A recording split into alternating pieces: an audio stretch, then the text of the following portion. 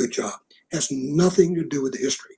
So to me, the minute someone tells you, I mean, my God, single most uttered phrase on the left is, the problem, until we come to terms with our racist, sexist, capitalist, whatever, until we come to terms with our history, we can never do anything. Once it is completely the opposite of true. We should stop worrying about coming to terms with our history, which is in every respect about this, like everybody else's history, bad. And come to terms instead with what the requirements are. So this is that Baki case shit, right? Where it's just like everybody has the same history. Tell me when there was a genocide of workers.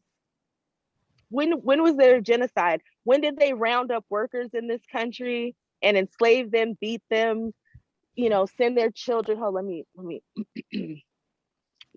enslave them, beat them, send their children across the country, rape their wives. Like, when did that happen in this country? When was there a genocide of workers? I'm not talking about the labor scuffles where some people died. I'm talking about like a real genocide of just workers. You know what? When did that happen in this country? So the summer of 1919, things were getting really hot in America on a lot of different levels, right? And so there were organizers who were going out telling people, you got to form unions, you got to fight for your right to vote and stuff like that. And there were black folks saying, treat us like everyone else. The union organizers did go to jail, and it's called the Red Scare of 1919, all that stuff. So you can see, and it's really sad because, it's sad to go to jail, especially if it happens in large numbers and it impacts community. Black people die. And this is like all over the country in riots, the most horrific ways imaginable. And then the federal government was like, we're going to investigate some black people because we think they must have started this. So you've got to compare it. You can literally say, well, how are workers treated versus black folks kind of generally? Jail, riots, murdered by riots, and then blamed for getting murdered. We're going to prosecute you for murdering yourself. Of what is called the Black Belt or the Black Metropolis. Significantly for us, by the time of the riots, the stockyards employ about 40,000 people, 12,000 are African Americans. So whatever misgivings the packing bosses had about employing African Americans, about the possibility of violence on the floor, that is all faded now with the arrival of this very large, mostly unskilled, and largely low-paid workforce. So Fitzpatrick and Foster think this is the perfect time to push things forward, to create a union that has diversity in ethnic terms, national terms, racial terms, organizing men and women together, skilled and unskilled. And so in 1916, they inaugurate what is called the Stockyards Labor Council. And initially, the union has a great deal of success. So that's Fitzpatrick speaking to a huge meeting of meatpacking workers. This is in what's called Packing Town, which is in the Stockyards district. This is the area described by Sinclair in the jungle. So you can see the enormity of the crowds. This is also a mass campaign that's organizing everyone. So one of the first things they do is hire and train a cadre of black organizers. They have someone writing for the Chicago Whip, which is a black newspaper. The union very aggressively pursues grievances filed by African American workers, especially those about racial discrimination. And the high point for the SLC comes in 1917. So this is during World War I, and the SLC feels sufficiently empowered to threaten a strike if their demands aren't met. And because it's during wartime, the government basically freaks out and appoints a judge to mediate the dispute. And the lawyer working for the union, Frank Walsh, calls a number of African Americans to the stand. They discuss the low wages, the poor conditions, but they also discuss the discrimination they've suffered. And Walsh gives this very stirring oration saying, from this point on, the white man's unions are going to show that they're as loyal to the rights of the black man as they are to the white man. And the mediator grants the union full recognition, a wage increase, equal pay for men and women, protection from racial discrimination, among other things. So a full victory for the union. It's estimated that about 90% of white workers and 50% of black workers join the Stockyards Labor Council. So if this union was such a success, the question then becomes, why only 50% of the black workers? So there's a few problems with the SLC that we can trace directly back to 1904 and then trace directly forward to 1919. If you recall the legacy of the 1904 strike, the idea of black workers being suspicious of unionism as being primarily for white people only, that they'd be violently sort of chased out of a union, that their rights would not be protected. White workers feeling that African Americans are perhaps not fit for unionism, that they don't have solidarity, these sort of racist stereotypes. All of this comes back into play. So for one thing, for obscure jurisdictional reasons that I won't get into, lest we all fall asleep, the SLC is technically not allowed to organize everybody into one union. They can't technically do that because of their charter. So the way that they circumvent this is by organizing people through neighborhoods. And the idea of this is it would strengthen the union by tying it to people's ethnic and religious communities. So the idea is if you are a Lithuanian immigrant, you live in the Lithuanian neighborhood, you're in a Lithuanian union. So the people you see at work, at the union hall, at the saloon, on your street corner, right? These are all the same people. So you have a greater sense of solidarity. The problem with this, as I'm sure several of you are already considering, is that Chicago is one of the most segregated cities in America. And so the union that represents the Black Belt area, which is Local 651, is by default essentially a de facto segregated union, and inevitably comes to be known as Colored Local 651, or in less charitable moments, the Jim Crow Local. So African Americans chafe immediately at this idea that they're being forced into essentially a segregated union local. There's also issues of the black workers themselves.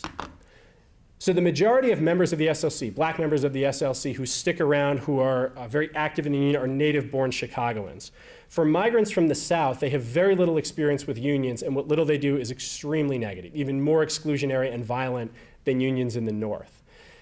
So they would not necessarily have been enthusiastic about joining the union, and in fact were not, especially because with the advent of the Great Migration, there are a number of community-based alternatives to unionism. So this is a card from the Urban League that was widely circulated among recently arrived black migrants.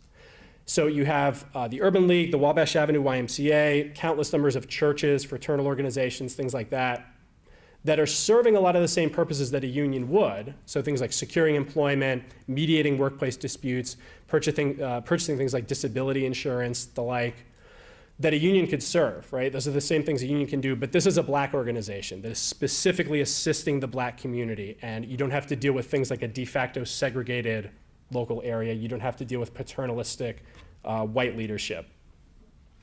The response of the union, too, it should be noted, is pretty cold to all of this. So when black members complain about Local 651 being a de facto segregated local, they are told by union leadership that actually it's better for them to have their own organization with their own leaders. When the black workers say, no, it's actually not what they want, the leadership essentially says, yes, it is what you want.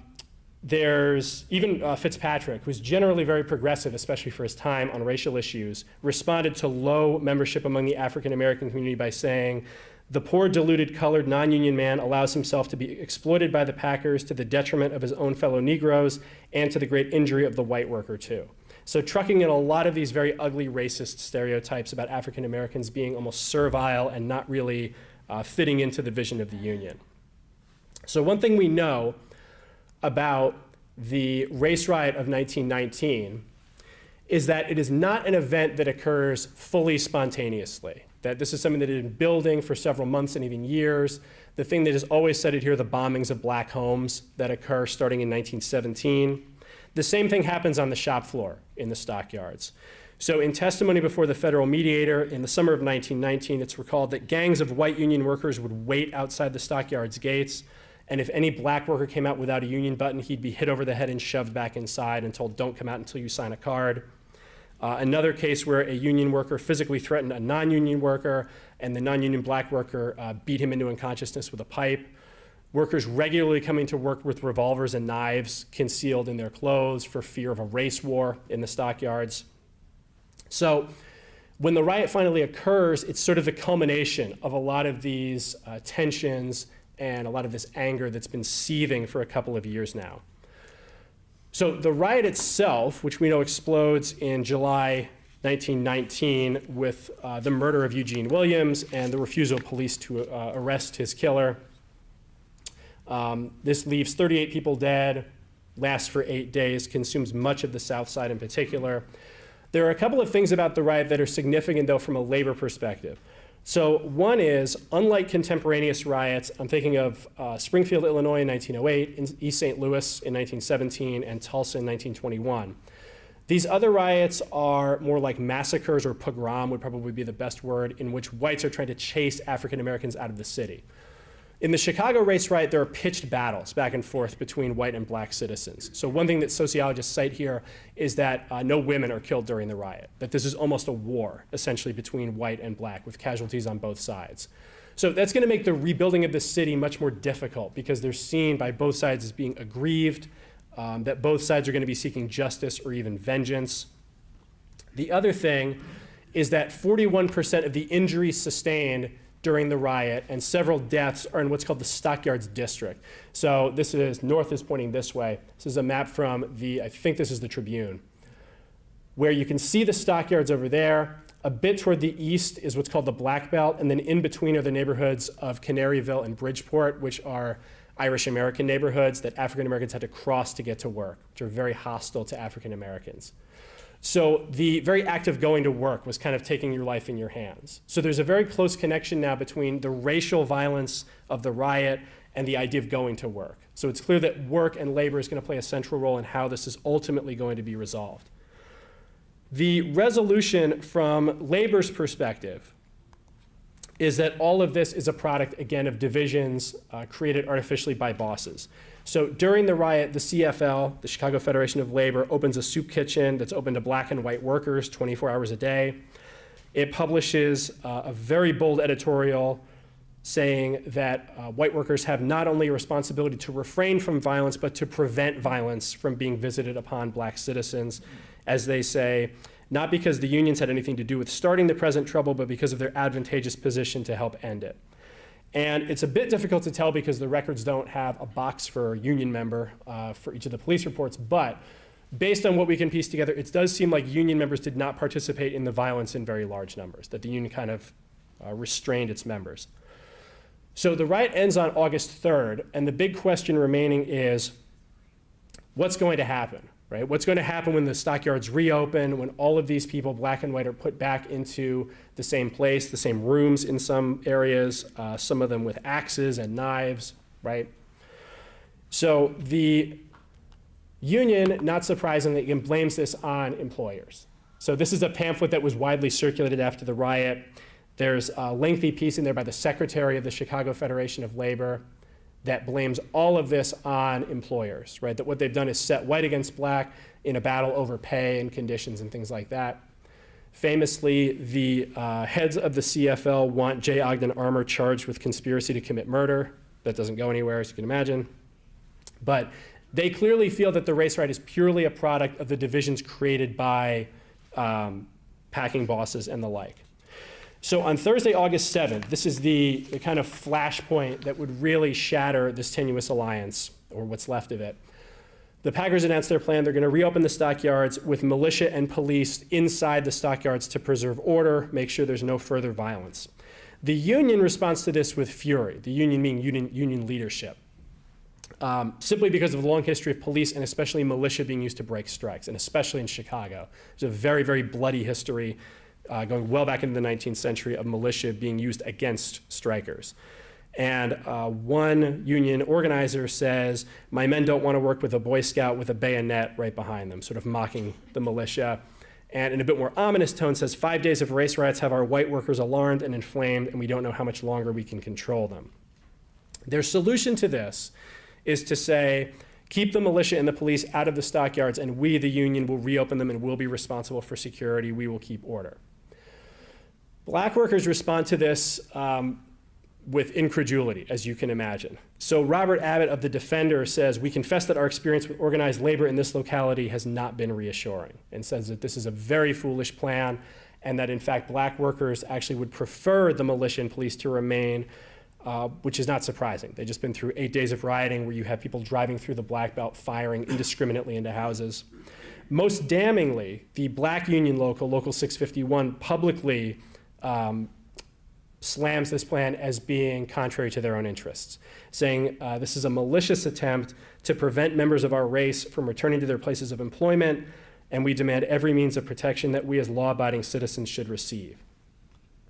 So this ultimately shatters this tenuous alliance between white and black workers. In response, 15,000 white workers walk out of the stockyards. Their main demand is that the militia and police be removed from the workplace, but there are also several complaints about black workers in particular. So some of the demands include their anger at, quote, the intention of the Packers to disrupt the unions by the use of non-unionized colored labor, a demand that the Packers choose once and for all between white and colored employees. And so, as the Daily News puts it, this is very clearly a double protest against the presence in the yards of military and police and the readmittance to the yards of colored workers. So in labor history, this is what we call a hate strike. So this is a strike that is essentially against the presence of black workers here in the yards. The problem for Fitzpatrick in this case is that he can't disavow the strike because he wants the militia out too, but he can't support it because it's very clearly a strike that is directed against African American workers. The strike itself, compared to what we've talked about before, is actually relatively quiet. Nothing much happens. Most of the strikers come back within 4 days without achieving any of their goals. But as a byproduct of this, the SLC is essentially ended as an organizing body. And African Americans flee the Union in large numbers, as you can imagine. The SLC makes one more last-ditch attempt to organize the stockyards and execute a strike in 1921 and 1922, but the strike is a complete failure, and it is broken largely through the use of black strikebreakers who have abandoned the Union because the Union, they feel, has abandoned them. So the things to take from this, I think, one is that the CFL did have some legitimately progressive goals. But the Union was also tainted from its leadership all the way down to its membership on the shop floor by erroneous, very odd ideas, frankly, about black workers and their sense of solidarity and where they fit, ideas that ranged from insulting and paternalistic to toxic and violent. And because of this, leadership fooled themselves into believing that racial issues could be solved purely through labor action, which is simply not the case. And in a period where the black population of Chicago is growing rapidly and the racial consciousness of black Chicagoans is also growing rapidly, this appeal quickly held very little interest for black Chicagoans, and the Union drive fell short. So I think that this sheds some light on the very wrong-headed attempts of the Union to efface the racial aspects of a racial problem, and I think also shed some light on some of the larger reverberations of the race riot in terms of where it came from and where it led the city ultimately. Thank you.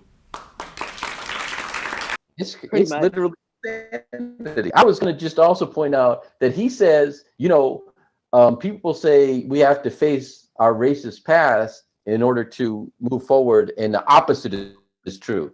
The opposite of that is either we have to not racism or for Black exactly, Americans, or the opposite is we have to perpetuate. The actual opposite is of facing not. If you're not going to face your racist past, you're going to promulgate it.